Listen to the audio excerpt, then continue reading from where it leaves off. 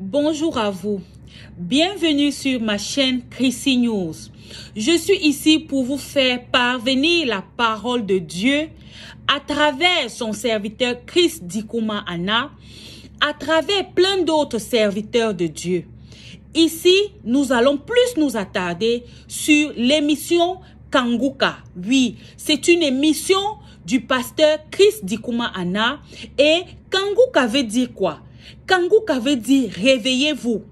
C'est la langue parlée au Burundi. Désormais sur cette chaîne Chrissy News, installez-vous bien parce que nous allons vibrer au rythme de Jésus-Christ de Nazareth. Nous allons danser au son du Saint-Esprit. Nous allons vibrer. Nous allons nous réjouir avec les chérubins, les séraphins, les principautés, pour ne citer que cela. Installez-vous bien, nous allons bientôt décoller.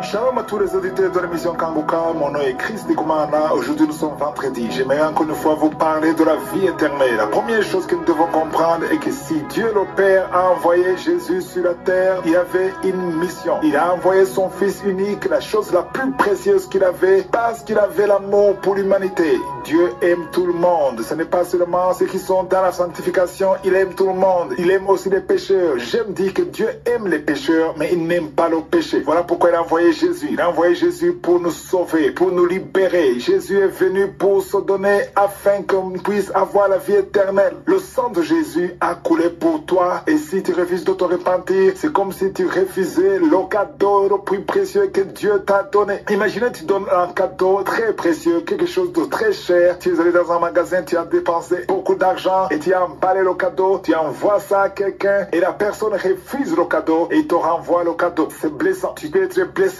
quand tu penses à tout l'argent que tu as dépensé pour envoyer ce cadeau. Mais ici, on ne parle pas d'un simple cadeau, on parle de Jésus. Dieu le Père a envoyé Jésus pour qu'il meure pour toi. Et si tu refuses de te repentir, tu préfères rester dans la vie pécheresse, Dieu est complètement déçu. Il y a une histoire dans la Bible, dans Luc chapitre 15. Jésus a parlé, c'était en parabole, il parle d'un homme qui avait 100 brebis. Mais il s'est rendu compte qu'il a perdu une seule brebis des 100. Ça veut dire qu'il avait 99 qui sont en bon état, qui sont en ordre. Mais il a compté, il a découvert qu'une brebis manquait. Il a laissé les 99. Il est allé à la recherche d'une seule brebis. Ça montre à quel point cette brebis avait de l'importance. J'ai vu des gens qui ont des petits chiens, qui donnent à des amis. Mais celui-ci a dit, non, non, non, je dois chercher ma brebis jusqu'à ce que je la retrouve. Et quand il l'a retrouvée, il a ramené la brebis. Dans Luc chapitre 15, verset 6, il est dit que de retour à la maison, il appelle ses amis et ses voisins et leur dit, réjouissez-vous avec moi, car j'ai retrouvé ma brebis qui était perdue. Ici, on ne parle pas d'une autre brebis. La brebis que je parle ici, c'est toi qui es encore dans la vie de péché. Toi qui vis dans la fornication. Toi qui vis dans le mensonge, dans la haine. Toi qui vis avec une femme qui n'est pas ta femme. Toi qui vis dans la haine, dans la jalousie. Dieu te cherche. Tu es la brebis que Dieu est en train de chercher. Et quand il va te retrouver, il y aura une fête. Au ciel, il y aura une fête. Pourquoi est-ce que je dis qu'il y aura une fête? Parce que verset 7, il est dit, de même je vous le dis, il y aura plus de joie dans le ciel pour un seul pécheur qui se répand. Toi qui ne t'es pas encore repenti, si tu te répands aujourd'hui, il y aura une fête au ciel. De la même façon que le propriétaire des brebis a invité les voisins et qu'ils ont fêté,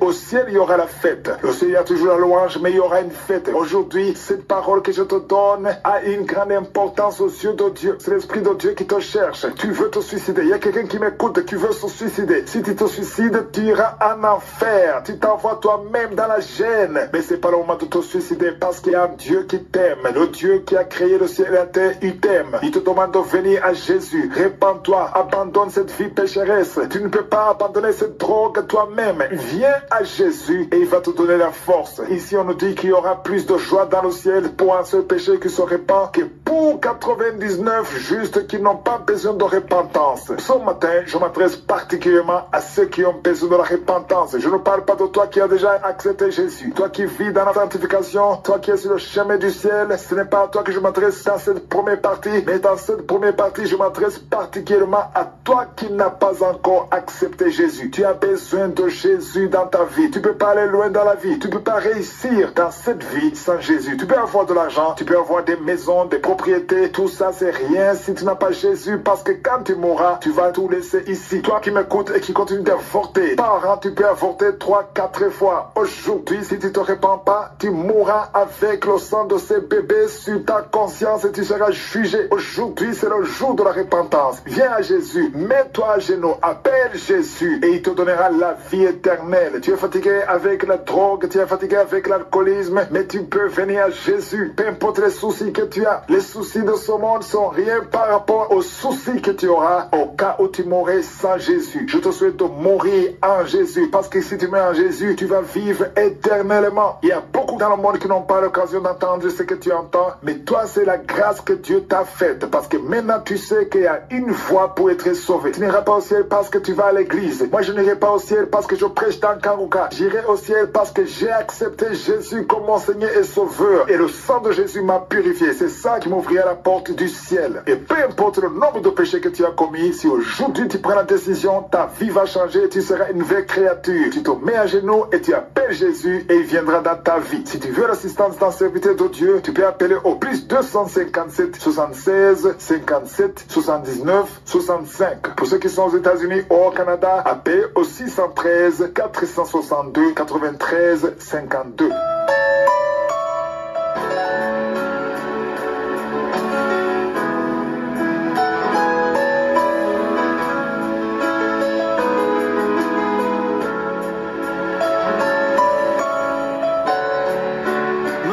Dans la deuxième partie, c'est-à-dire le moment réservé à l'enseignement, nous continuons avec l'enseignement que j'ai intitulé le commerce des prophéties et des miracles. Si tu es nouveau dans l'émission Kanguka, je t'invite à visiter la section des archives. Cet enseignement a commencé le 11 novembre. Nous abordons des sujets très importants et très sensibles. Depuis lundi, je vous parle du don de chanter, même si au début je parlais des prophéties et des miracles. J'insiste sur le don de chanter, des chantres, les musiciens, parce que c'est eux qui ont les plus réagi par rapport à cet enseignement. Et je sens que le Saint-Esprit est en train de parler aux musiciens, aux chantres, et je suis sûr qu'après cet enseignement, il y aura un impact sur la façon de voir les choses, parce que les chrétiens et les serviteurs de Dieu et les pasteurs en général n'ont pas vraiment la vraie conception du don de chanter. Ils ne valorisent pas son don, alors que c'est un don extrêmement important dans l'église. Dans Psaume 22, verset 3, il est dit que l'Éternel siège au milieu des louanges. C'est-à-dire que les louanges, c'est comme un trône. D'autres versions parlent du trône de Dieu. Quand l'église adore et loue, il y a une présence angélique. J'aimerais que vous compreniez la différence entre un concert chrétien et un concert du monde. Et un concert du monde, là où on ne parle pas de Jésus, on chante pour chanter, pour divertir les gens, pour pousser les gens à danser, à être dans la joie. La seule différence est que eux, ils chantent pour le monde, ils chantent pour le public, mais les musiciens chrétiens, les chanteurs chrétiens ne chantent pas pour le public. C'est ça la différence. Donnez-moi un nom que vous voulez, quelqu'un qui est connu dans le monde pour la musique mondaine. S'il organise un concert, il vient pour vous. Il vient chanter pour vous. Il veut que vous soyez content, que vous soyez dans la joie. Il vient pour vous divertir. C'est ça la mission qu'il a. Mais c'est lui qui chante dans un concert chrétien. C'est très différent. Il ne vient pas chanter pour vous. Il vient vous guider dans la louange et l'adoration pour la gloire de Dieu. Il a une mission extraordinaire dans une église. Avant de prêcher, avant la prédication, il faut qu'il y ait la louange et l'adoration. Pourquoi? Parce que ça prépare les cœurs. Et les démons fuient. Il y a d'autres qui sont même délivrés pendant la louange et l'adoration. Voilà pourquoi il faut valoriser ce moment de louange et d'adoration. Et dans cet enseignement, j'insiste pour que les chrétiens apprennent à donner, non pas seulement recevoir. La plupart des chrétiens ne font que recevoir. Vous êtes contents, vous bénissez les chantres par la bouche, mais il faut les bénir avec ce que Dieu vous a donné. Si tu vas dans un concert, il faut être conscient de ce qui se passe, parce que les grands concerts que vous voyez se demandent beaucoup de moyens. La sonorisation, pour qu'il y ait une sonorisation pour tout ce monde, il faut beaucoup d'argent. Ils ont dépensé beaucoup d'argent. Ils ont dépensé des billets d'avion. Ils ont dépensé beaucoup de choses. Et quand vous allez dans les concerts, même si c'est gratuit, pensez que ces gens ont dépensé de l'argent. Parce que si vous ne les aidez pas, ils seront tentés de chercher l'argent dans le monde. Ils vont chercher des sponsors dans les païens. Pourquoi est-ce que vous voulez qu'ils aillent chez les païens? Alors que nous avons vu ce que la parole de Dieu nous dit dans 3 Jean, la 3e lettre de Jean. Au verset 7, il est écrit, car c'est pour le nom de Jésus-Christ qu'ils sont partis sans rien recevoir des païens. Ici, on parle de serviteurs de Dieu qui sont partis pour le nom de Jésus-Christ et ils n'ont rien reçu des païens. Ils ne sont pas censés recevoir quelque chose des païens. Pourquoi? Parce que ce sont des chrétiens qui doivent les soutenir. Est-ce que vous assistez les serviteurs de Dieu ou les chantres qui vont pour le nom de Jésus? Si vous voulez qu'ils partent pour le nom de Jésus, il faut les assister avec vos moyens. Parce que si les chantres étaient assistés et valorisés dans les assemblées là où ils sont, ils n'auraient pas besoin d'aller chercher l'argent chez les païens. Ils n'auraient pas besoin d'exiger un paiement. En fait, la raison pour laquelle ils exigent des paiements à l'entrée, c'est parce qu'ils ne sont pas sûrs d'avoir l'argent des chrétiens. Parce que les chrétiens ne veulent pas, ils ne veulent pas donner, ils veulent recevoir. C'est ça qu'il faut changer. La mentalité doit changer. C'est pour la gloire de Dieu que vous soutenez les enfants de Dieu. C'est pour la gloire de Dieu que vous soutenez les chantres et les musiciens pour qu'ils puissent continuer et aller plus loin pour la gloire de Dieu. Ici, je m'adresse donc aux chrétiens qu'il faut avoir le cœur de soutenir avec vos moyens les musiciens et les chantres. Et d'un autre côté, les musiciens et les chantres, vous ne devez pas exiger le paiement comme condition parce que ceux qui n'ont pas les moyens, ceux qui sont chômeurs, ils ont aussi droit à la louange et à l'adoration. Avant de terminer, j'aimerais m'adresser aux pasteurs, aux bergers qui m'écoutaient. Ne limitez pas les dons des chantres parce que souvent j'ai remarqué que s'il y a un don exceptionnel dans l'église, les pasteurs ont tendance à les lier à l'église, à une seule domination, alors que Jésus veut que le don soit une bénédiction pour tout le corps de Christ. Donc ne limitez pas les dons dans votre assemblée seulement. Si le Saint-Esprit guide quelqu'un à aller bénir d'autres églises ou faire une croisade, il ne faut pas les limiter, il ne faut pas les lier dans les quatre murs, parce que le corps de Christ, ce n'est pas une seule dénomination. Le corps de Christ, c'est tous les croyants en Jésus-Christ. Et le jour où il y aura l'unité entre les églises et une solidarité et qu'on valorise le moment de la louange et l'adoration, le diable fuira. Il ne peut pas résister. Le diable ne peut pas résister à la puissance de la louange et l'adoration. Et surtout quand il y a l'unité. Et cela ne peut pas marcher quand ça devient du commerce, mais il faut que ça soit pour la gloire de Dieu. Je vous rappelle que demain c'est le jour de la prière pour les malades. Et si je suis le veux, lundi nous allons continuer. Et je vous souhaite tous de passer un excellent week-end.